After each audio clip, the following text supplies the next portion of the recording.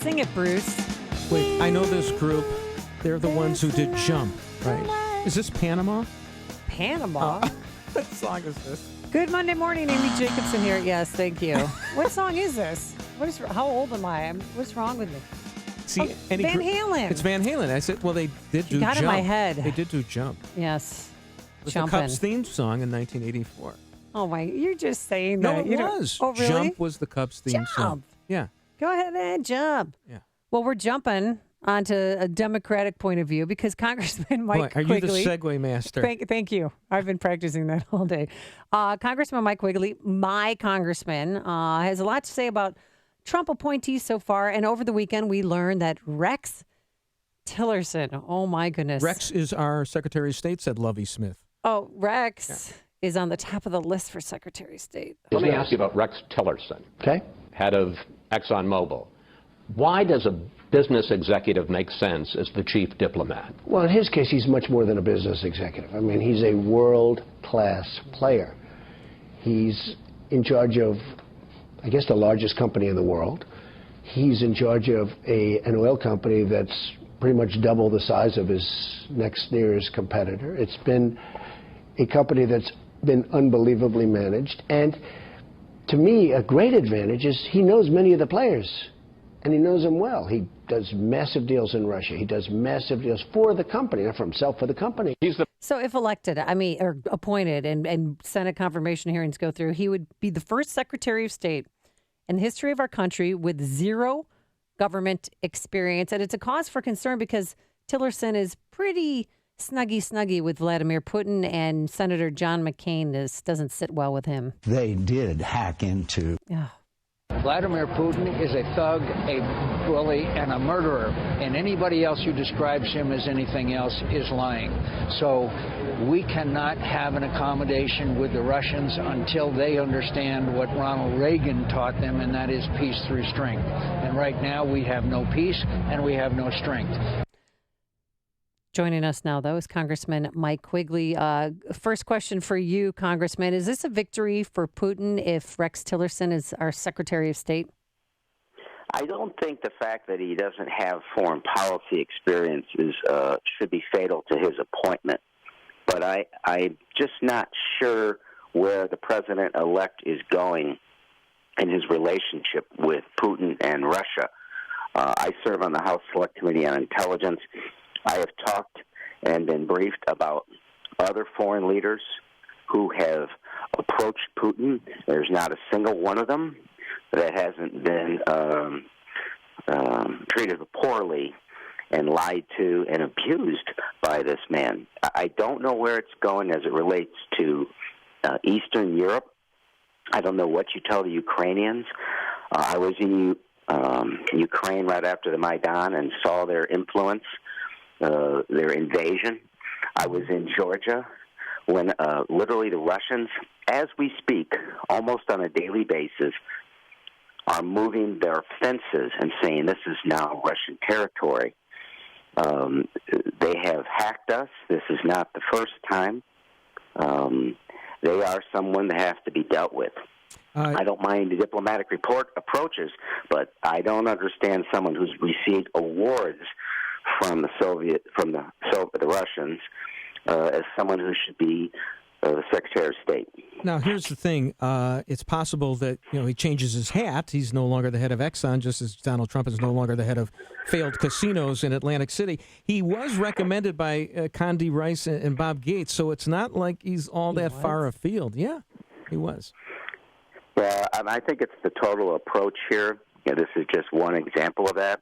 His blanket dismissal, despite Republican senators telling him otherwise, the FBI and the CIA telling him this was a Russian hack of our election process. I just don't know where the president's going on this. I think he's going to learn the hard way that Putin is not someone to trust. Do you think Russian involvement is the reason why your candidate Hillary Clinton lost? No, I think it's a variety of things, poor campaign management. In the end, she got 2.5 million more votes. So we're talking about the Electoral College. Look, he won by the law. He's the president-elect. So the short answer is there was a variety of reasons Mrs. Clinton is not going to be the President of the United States. I would say this is a factor, and it should bother everyone that they didn't just hack into emails. They hacked into the Board of Elections of the state of Illinois. Yeah, what's the next step? That should concern everyone. Mr. Trump was the one concerned about rigged elections. But let me just insert this. The Russians have and are currently attempting and successfully influencing elections in Eastern Europe. Why does anyone think they'll draw the line at the United States of America? They will, if they get any chance, influence elections. Whether they were determinative is not as important as the fact that they have done it, and we need to protect ourselves. Quickly, who from the short list that's left of Secretary of State's nominees, who would you like to see as Secretary of State? Look, it's a tough pick, but at least Mr. Romney, for example, has experience in these areas. Not as much as I'd like to think. I think the president-elect drew from a narrow pool. I would have almost liked, given his other picks, that he had taken someone who had, from a previous administration, who had done something similar to this before. This is such a critical position. I actually thought it was the most important one that Mr. Trump was going to make. I would suggest that the Senate may not accept this, and we may be talking about potential picks in a month or so. Well, it's possible that, that everybody's got a sacrificial lamb, it seems like in prior administration, so this may be the guy that he uses. You took issue, I see, with the labor secretary designate, and, even Saturday Night Live did it. They're cold open because he was against the minimum wage. Let me throw this possibility out to you. The minimum wage, it gives a lot of people raises, but it also throws a lot of people out of work, according to the Congressional Budget Office. So anyway, it's the point is what if we just socialize the cost and had like a wage subsidy, things that like Jim Pethokoukis of the American Enterprise Institute suggest, because we do want to help workers out who are in need. But if you punish businesses, you're robbing Peter to pay Paul. What do you think of that? Look, in the final analysis, the minimum wage is only one factor in my concern. The labor pick and the EPA pick concern me, not because of the arguments internally about what we should do on these issues. I disagree with the pick for those reasons. But what's of greater concern is these nominations, these are people who don't even think the agency should exist. Do we need more or less regulation? That's worth arguing about, right? But when we're talking about these picks, they are so extreme, they don't even think we should have a Clean Air Act. The EPA nominee doesn't believe in climate change at all. Congress, we don't have that much time. But you know what? You know how difficult it is to get anything done in Washington. Like these guys who are going to be able to fight the bureaucracy. Come on, you know that. So what? That they're against the existence. They're going to have the hardest time in the world changing any of these regulations, right? No.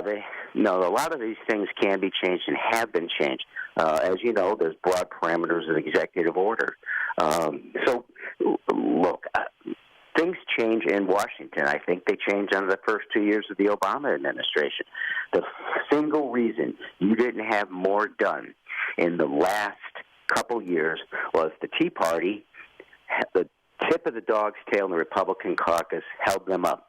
Look at what they did just very quickly under Speaker Boehner. They had more Republicans in the House than since the Hoover administration. And what did they do? They shut the government down. They kicked Boehner out as Speaker of the House, and they couldn't pass a budget out of their own caucus. That's not because of bureaucracy. That's because they don't want to do anything. I disagree with you on that. You may be right. We're kind of running out of time here. I just want to ask you, you made news last week because you and all 64 other congressmen wrote a letter to President Obama asking him to pardon 740,000 dreamers before leaving office. It's provocative. If they did nothing criminal or wrong, then why is there a need for a mass pardon? Well, I think, first of all, it shows solidarity with these immigrants. These are kids who have known no other country. These are just the dreamers, right? Mm-hmm. By exercising his pardon power, the president can protect these recipients by erasing the misdemeanor crime of improper entry by an undocumented individual and the civil offense of unlawfully remaining. All that does is, when we're trying to, as the president-elect alluded to, try to help them eliminate those obstacles when they try to achieve legal status later. Now, you have the president's ear. Do you think he's going to do it? I just don't know. I think he's contemplating all this. It's interesting that he talked to Mr. Trump about some of these issues, and Mr. Trump seemed to want to this. I think part of it depends on what the two of those gentlemen talked about. All right. Well, thank you so much, Congressman Mike Quigley. We appreciate you spending time with us this morning. Anytime. Thank you. All right. Thanks. And he joined us on our turnkey.pro answer line.